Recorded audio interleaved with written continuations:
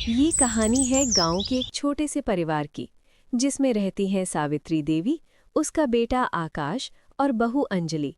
बहू जो कि शांत स्वभाव की है, लेकिन उसकी सास बहुत खड़ूस स्वभाव की है। और इनके पड़ोस में रहती है एक पड़ोसन कमला, जो हमेशा सास बहू के बीच आग में घी डालने का काम करती है। सुबह का समय है। अंजलि रसोई में चाय बना रही होती है। तभी सावित्री वहां आती है।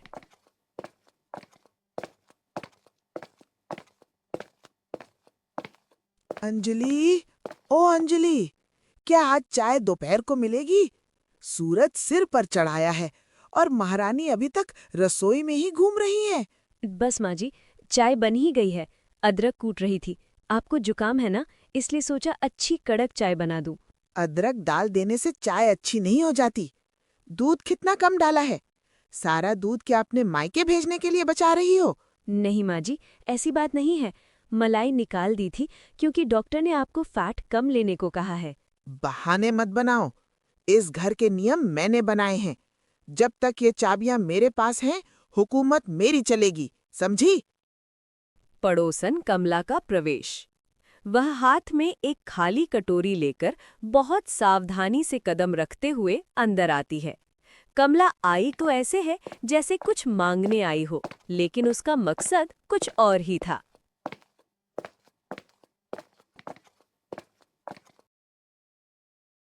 राम राम सावित्री बहन, क्या हाल चाल है?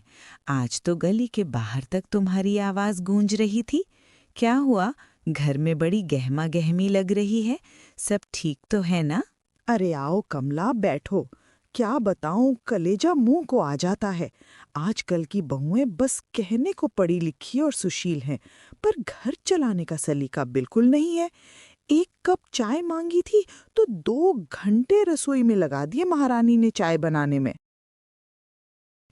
अरे बहन, ये तो सिर्फ शुरुआत है। आजकल की बहुएं पढ़ाई लिखाई सिर्फ इसलिए होती हैं ताकि वो सास की चाबियों पर नजर रख सकें। और तुम तो ठहरी भोली। तुम्हें क्या पता कि पीठ पीछे क्या खिचड़ी पक रही है? खिचड़ी? कैसी खिचड़ी? क्या कहना चाहती हो तुम कमला बहन? अब तुम बुरा मत मानना सावित्री, पर पड़ोसी होने के नाते मेरा फर्ज है तुम्हें बताना। कल ही की बात है, मैं बाजार गई थी और तुम्हारी बहू अंजलि वो सोने वाली दुकान जौहरी ज्वेलर्स के ठीक बाहर खड़ी थी। बड़ी घबराहट में इधर उधर देख रही थी। क्या? जौहरी की दुकान पर उसने तो मुझसे कहा था कि वो मंदिर जा रही है। मंदिर का रास्ता तो पूरब में है और जौहरी की दुकान पश्चिम में। बस पकड़ ली ना तुमने बात। यही तो कलयुग है बहन। मुंह पर मंदिर का नाम और पैर जौहरी की दुकान पर। मैंने तो सुना है कि वो पुराने गहने बहुत ऊंचे दाम पर खरीदता है। अब भगवान ना करे, पर तुम्हारी तिजोरी के गहने सलामत तो है ना? कमला, तुम मुझे डरा रही हो। वो ऐसा नहीं कर सकती। अरे बहन, ये आजकल की मीठी छुरियां ऐसी ही होती हैं। पहले तुम्हारा भरोसा जीतेंगी, फिर धीरे धीरे घर पर कब्जा करेंगी और फिर तुम्हारी मेहनत की पूरी कमाई पर डाका डाल लेंगी। आज मंदिर के बहाने जौहरी के पास गई है, कल तुम्हारी तिजोरी का ताना भी बदल देगी। सावित्री, तुम तो अपनी चाबियां कमर से बांधकर घूमती हो, पर याद रखना, नीयत पर ताला नहीं लगाया जा सकता। तुमने ठीक कहा कमला। मैं ही अंधी हो रही थी। उसने सोचा होगा बुढ़िया को क्या पता चलेगा। पर अब मैं उसे बताऊंगी कि इस घर की असली चाबी कौन है। बस बस, संभल कर रहना। कहीं ऐसा ना हो कि आकाश के कान भर दे और तुम अपने ही घर में पराई हो जाओ। ये बहुएं पहले चाबियां छीनती हैं, फिर बेटा छीनती हैं। अपना ख्याल रखना बहन, मैं तो बस तुम्हारी भलाई चाहती थी। वैसे थोड़ी चीनी होगी क्या? मैं भी चाय बना रही थी, पर पता लगा कि चीनी ही खत्म है, तो मैं तुम्हारे पास चली आई बहन। हाँ हाँ कमला, जरूर है। मैं अभी लेकर आई, तुम यहीं बैठो।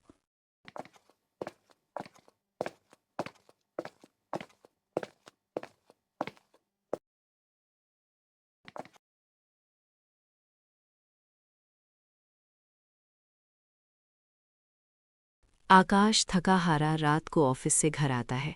बैग बेड पर पटकता है और थका हुआ सोफे पर बैठ जाता है। अंजलि और सावित्री दोनों चुपचाप बैठी एक दूसरे की तरफ देख रही हैं। अंजलि का चेहरा उतरा हुआ है। सावित्री देवी आकाश के बगल में सोफे पर हाथ बांधकर बैठी हैं और अंजलि को घूर रही हैं। उफ, आज तो ऑफिस में बहुत काम था। माँ, आज खाने में क्या बना है? खुशबू तो बहुत अच्छी आ रही है। बड़ी भूख लगी है। आपकी पसंद की पनीर की सब्जी, दाल और गर्मा गर्म रोटियां बनाई हैं। पनीर, वाह! यहाँ तो रोज दिवाली मनाई जा रही है। अंजलि, ये जो तुम नवाबी शौक पाल रही हो, इसके पैसे क्या तुम्हारे पिताजी ने भेजे हैं? या फिर तुमने घर के राशन के पैसों में डाका डालना शुरू कर दिया है? माँ, आप ये कैसी बातें कर रही हैं? भला अंजलि ऐसा क्यों करेगी? कैसी बातें? आकाश, तू दिन भर पसीना बहाता है, धूप में धक्के खाता है, तब जाकर 4 पैसे घर में आते हैं। और यहाँ तुम्हारी महारानी साहिबा को बजट की कोई चिंता ही नहीं है। कल दूध वाले का हिसाब करना बाकी है, बिजली का बिल सिर पर है और इन्हें पनीर की दावत उड़ानी है। माँ जी, महीने का राशन अभी भी बचा हुआ है और पनीर के लिए पैसे मैंने अपनी उसी बचत से दिए हैं जो आप रोज़ मुझे सब्जी के लिए पैसे देती हो। उसी में बचे हुए पैसों से पनीर की सब्जी बनाई है माँ जी। बचत? अरे, जो पैसा मैंने दिया वो मेरा है, तुम्हारी बचत कैसे हो गई? चोरी और ऊपर से सीना जोरी। आज पनीर आया है, कल सोने के बिस्कुट मांगेगी। आखिर नीयत तो तुम्हारी जौहरी की दुकान पर ही टिकी है ना? माँ, बस कीजिए। कभी चाय को लेकर झगड़ा, कभी सब्जी को लेकर। अंजलि ने मुझसे पूछकर ही पनीर मंगाया था। मैंने ही कहा था कि आज कुछ अच्छा बना लेना। अब क्या मैं अपने घर में अपनी पसंद का खाना भी नहीं खा सकता? अच्छा, तो अब माँ पराई हो गई और ये कल की आई बीवी अपनी हो गई। आकाश, भूल मत कि ये घर मेरी बरसों की मेहनत और खून पसीने से खड़ा हुआ है। आज बीवी के पल्लू से बंध कर मुझे दबाने की कोशिश मत कर। मैं किसी को दबा नहीं रहा हूं माँ, पर आप तो अंजलि के पीछे ही पड़ गई हैं। जब तक ये चाबियां मेरी कमर में बंधी हैं, इस घर का पत्ता भी मेरी मर्जी के बिना नहीं हिलेगा। हिसाब की बात करती है ना ये? तो सुन लो अंजलि, कल सुबह सूरज निकलने से पहले मैं खुद तिजोरी की सफाई करूंगी। मुझे एक एक पाई का हिसाब चाहिए। अगर एक रत्ती भर सोना या 1 रुपया भी कम निकला तो याद रखना, इस घर के दरवाजे तुम्हारे लिए हमेशा के लिए बंद हो जाएंगे।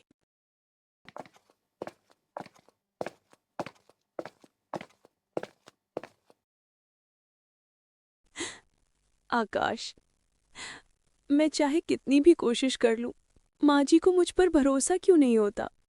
क्या मैं इस घर की सदस्य नहीं हूं? अंजलि, माँ पुराने समय की हैं। उनके लिए वो चाबियां सिर्फ धातु का टुकड़ा नहीं, उनकी बरसों की मेहनत और इज्जत हैं। थोड़ा समय दो, सब ठीक हो जाएगा। समय तो दे रही हूं, पर कमला चाची जैसी औरतें आग में घी डाल देती हैं। मुझे डर है कि माँ जी का ये शक कहीं हमारे रिश्ते को न जला दे। अगले दिन सुबह के समय सावित्री देवी के कमरे का माहौल भारी है। वे किसी पागल की तरह अलमारी से साड़ियां और डिब्बे बाहर फेंक रही हैं। अंजलि दरवाजे के पास सहमी हुई खड़ी है। अचानक सावित्री देवी एक मखमल का डिब्बा खोलती हैं और उनके हाथ कांपने लगते हैं। सावित्री चिल्लाती है, नहीं, ये नहीं हो सकता। मेरा हार, मेरा सोने का हार कहाँ गया? अंजलि, ओ अंजलि, इधर आ। देख, ये डिब्बा खाली क्यों है?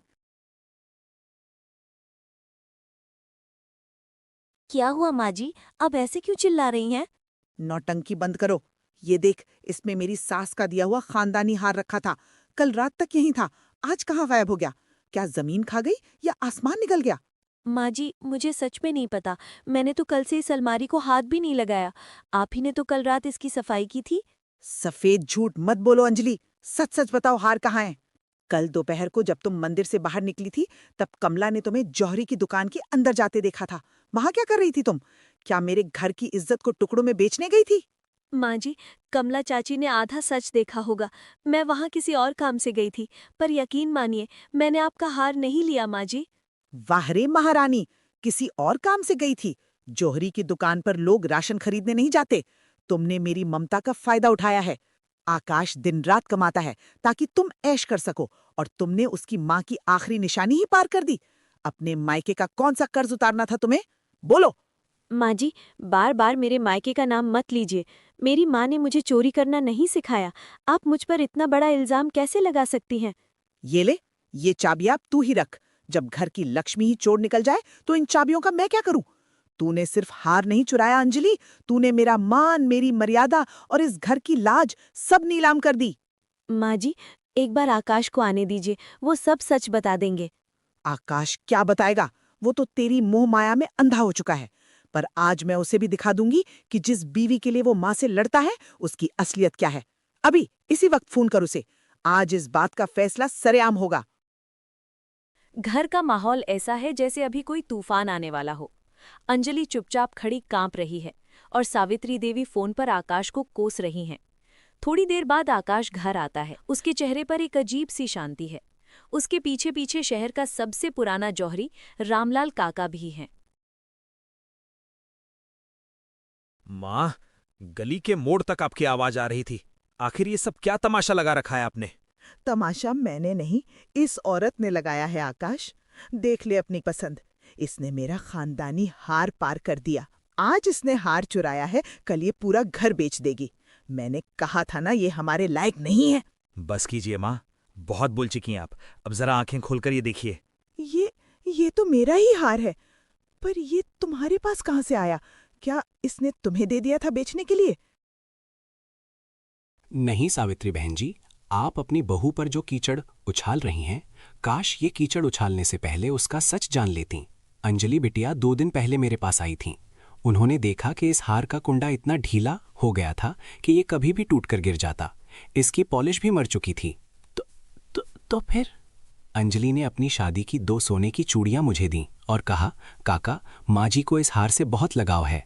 उनके जन्मदिन पर यह हार बिल्कुल नया हो जाना चाहिए, पर उन्हें पता नहीं चलना चाहिए, वरना वो अपनी चूड़ियों के लिए मना कर देंगी। बहन जी, उन्होंने अपनी चूड़ियां गिरवी रख दी ताकि आपका हार सलामत रहे, और आप उन्हें ही इतना बुरा भला सुना रही हैं। सुना आपने माँ? जिसे आप मीठी छुरी कह रही थी, उसने अपनी सबसे प्यारी चीज कुर्बान कर दी ताकि आपके चेहरे पर मुस्कान ला सके। और आपने उसे सरेआम चोर और कुल्टा करार दे दिया, सिर्फ इसलिए क्योंकि वो कमला चाची ने आपके कान भर दिए थे। ये सब सुनकर हार का डिब्बा सावित्री देवी के हाथों से नीचे गिर जाता है। सावित्री की नजरों में अब वो अहंकार नहीं, बल्कि शर्मिंदगी है। वो शर्मिंदगी भरी आंखों से अंजलि की ओर देखती है। अंजलि बेटा, मुझे माफ कर दे मेरी बच्ची। मैं उम्र में तो बड़ी हो गई, पर मेरी सोच छोटी रह गई। मैं इन लोहे की चाबियों के लालच में इतनी अंधी हो गई कि तेरी सोने जैसी नीयत नहीं देख पाई। मैंने तुझे इस घर की बहू क्या, एक इंसान तक नहीं समझा। माँ जी, मुझे हार या चूड़ियों का दुख नहीं है। मुझे दुख इस बात का था कि जिस घर को मैं अपना मंदिर मानती थी, उसी मंदिर की पुजारिन ने मुझ पर सबसे बड़ा इल्जाम लगा दिया। क्या मैं सच में आपको इतनी पराई लगती हूँ? नहीं, तू पराई नहीं है। तू ही तो इस घर की असली रक्षक है। ये ले बेटा अंजलि, आज ये चाबियां तुझे सौंप रही हूँ। आज तक मैं इस घर को अपनी हुकूमत समझकर चला रही थी, पर अब तू इसे प्यार से चलाना। नहीं माँ जी, ये चाबियाँ आपके पास ही अच्छी लगती हैं। इनकी छन छन से ही तो पता चलता है कि घर की लक्ष्मी जाग रही है। मुझे ये तिजोरियाँ नहीं, बस आपकी वो ममता चाहिए जो आज इस हार की चमक में फिर से मिल गई है। बड़ी जिद्दी है तू। अच्छा ठीक है, चाबियां मेरे पास रहेंगी, पर हुकूमत तेली चलेगी। चल, अब इसी खुशी में 1-1 कप कड़क अदरक वाली चाय और बना दे। और हाँ, इस बार दूध पूरा डालना, कोई कंजूसी नहीं।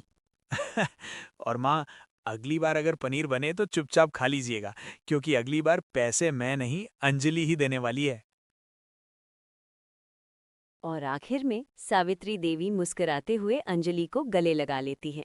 दोनों के बीच जो कमला के द्वारा गलतफहमी का बीज बोया गया था, वो गलतफहमी अब दूर हो गई थी। दोनों सासा बहू अब मिलजुल कर घर चलाने लगी थीं।